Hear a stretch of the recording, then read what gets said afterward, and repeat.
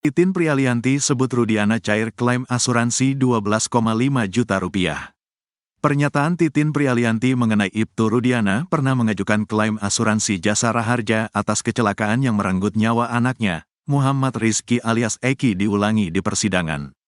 Hadir sebagai saksi fakta di sidang peninjauan kembali, PK, terpidana kasus Vina Cirebon pada Rabu, tanggal 25 September tahun 2024, Titin Prialianti bahkan membeber nilai asuransi yang diterima Ibtu Rudiana.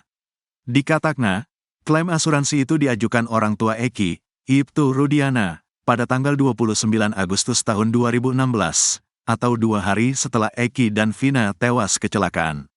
Waktu itu kan kecelakaan tunggal, karena anggota TNI dan Polri, walaupun kecelakaan tunggal, mendapatkan penggantian.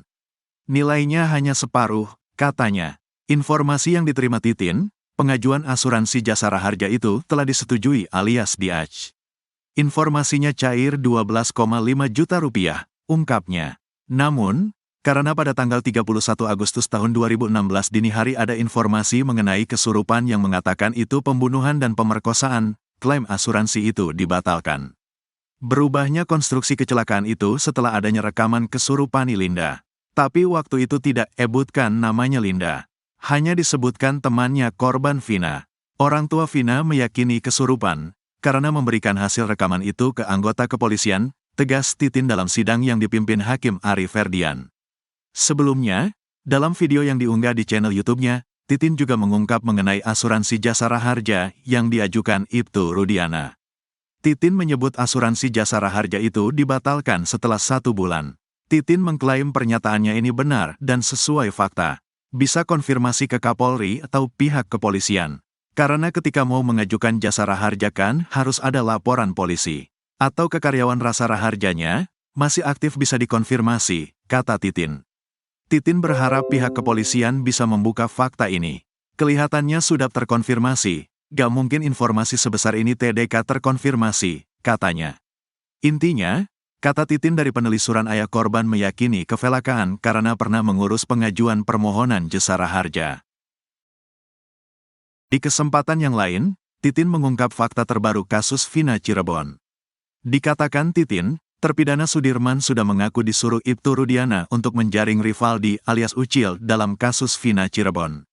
Menurut Titin, sejak awal, di tingkat penyidik seolah-olah Sudirman itu yang menciptakan atau menyebut nama-nama terpidana termasuk 3 DPO.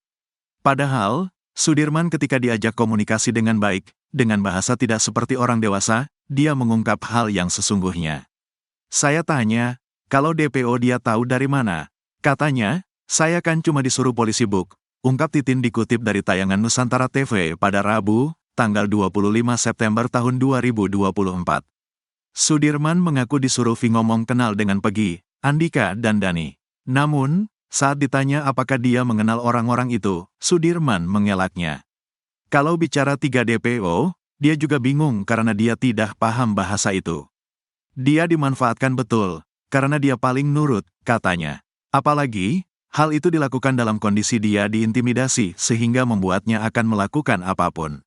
Dia tidak berpikir akibat dari apa yang dia katakan. Kalau permintaan dipenuhi dampaknya seperti apa bagi orang lain, katanya.